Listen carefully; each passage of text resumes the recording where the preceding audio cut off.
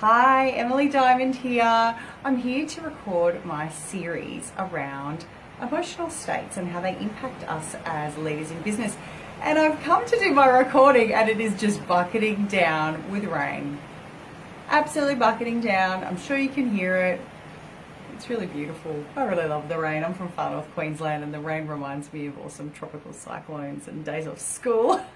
So I'm just going to go for it and you'll get what you get, and hopefully the rain is not too distracting.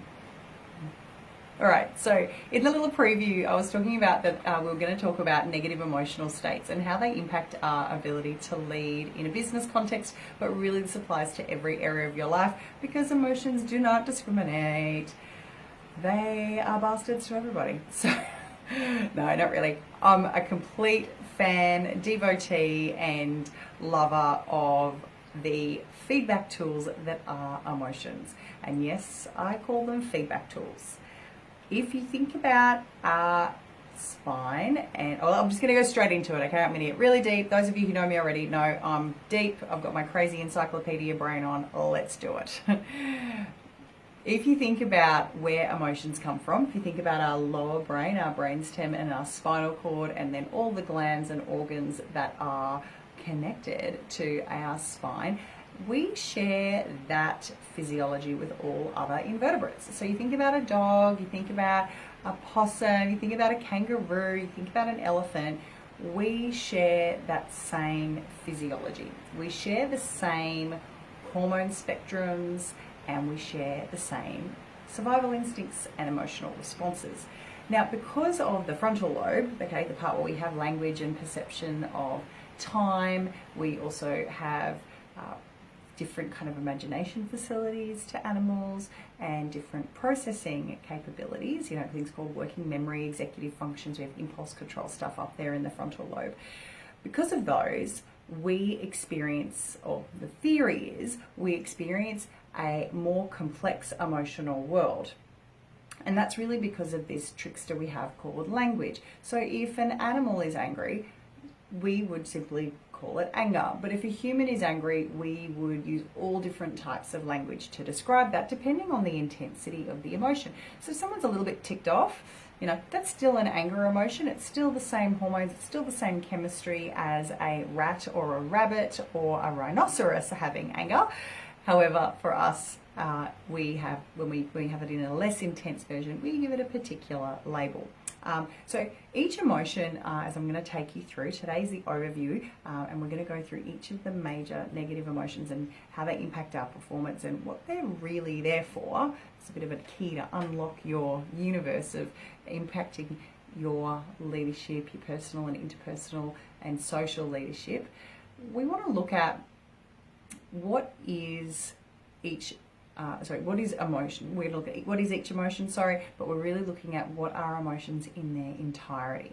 So just like for the rhinoceros or the rabbit or the human, so let's say like you've got a Rebecca or a rabbit or a rhinoceros. Hi to all the Rebeccas out there, you're all awesome. The emotions have the same purpose. They have the same biological function. Okay, they're a feedback tool. That's what we called it at the beginning. I called it at the beginning of the video. So it's essentially feedback telling you what's going on in your environment and how you should be responding to your environment.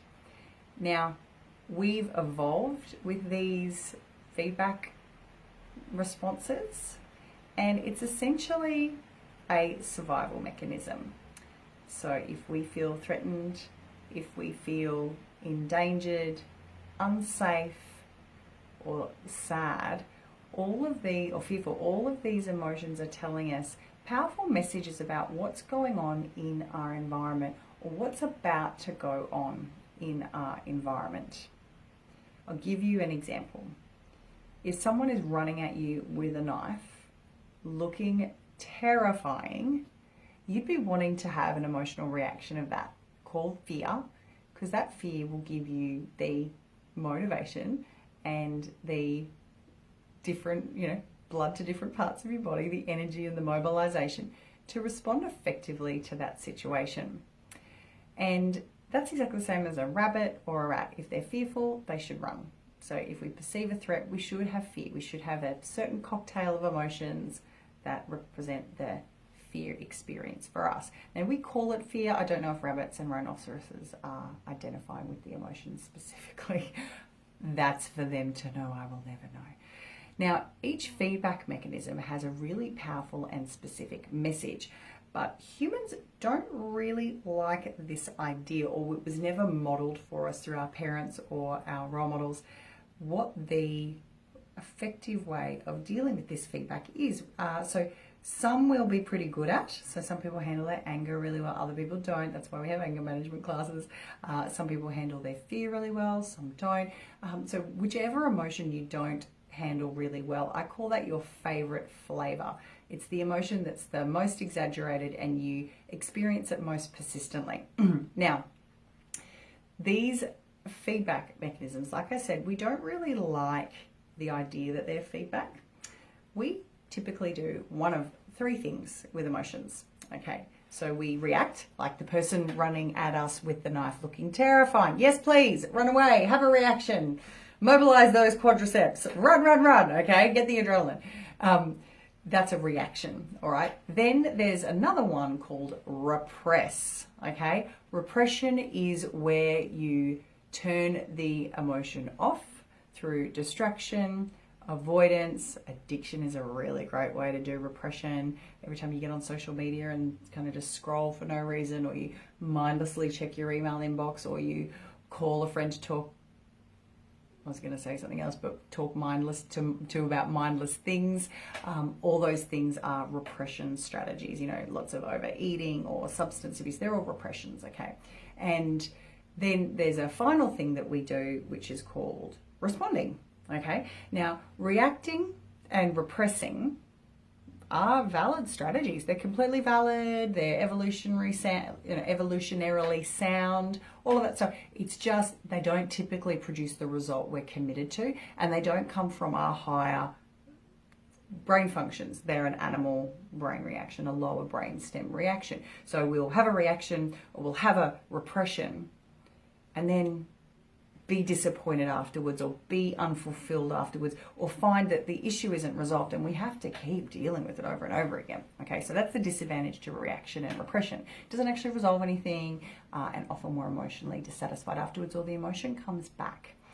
But with responding is where we use our higher brain functions and we interpret the feedback from the environment in a context that empowers us and is in alignment with the result that we're out to produce.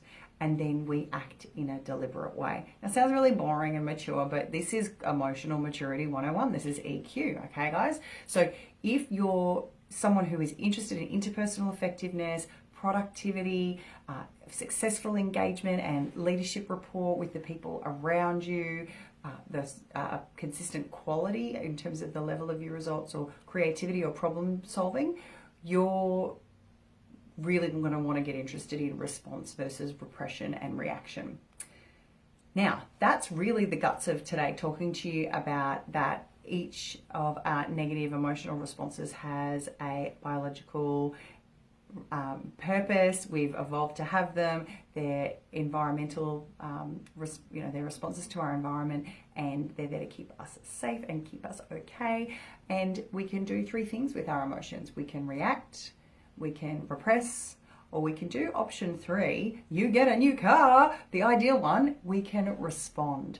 We're going to go through each, like I said, of the major negative emotions in this series, and we're going to talk about the appropriate response for each of those negative emotions to give you the formulas for how to deal with those negative emotional states and start getting action in alignment with the results you're committed to, rather than just the same old reactions or repressions that, you know, you might not even know that you're reacting and repressing. I'm from some very high quality Irish and Eastern European stock where repression is the name of the game, folks, and we are world champion repressors. It's taken me many years to work through that. I am still working through that as we speak. So I'm right there with you all in dealing with getting aware of where we react and repress, and moving forward continually to being able to formulate responses that are a match for what we want. This is me signing off. Make sure if you want to talk to me about your business and your leadership in your business that you book a call with me to discuss how you're managing your states, how you're dealing with your productivity, your strategy, your structure, your leadership psychology. This is me signing off. I love you all. Bye-bye.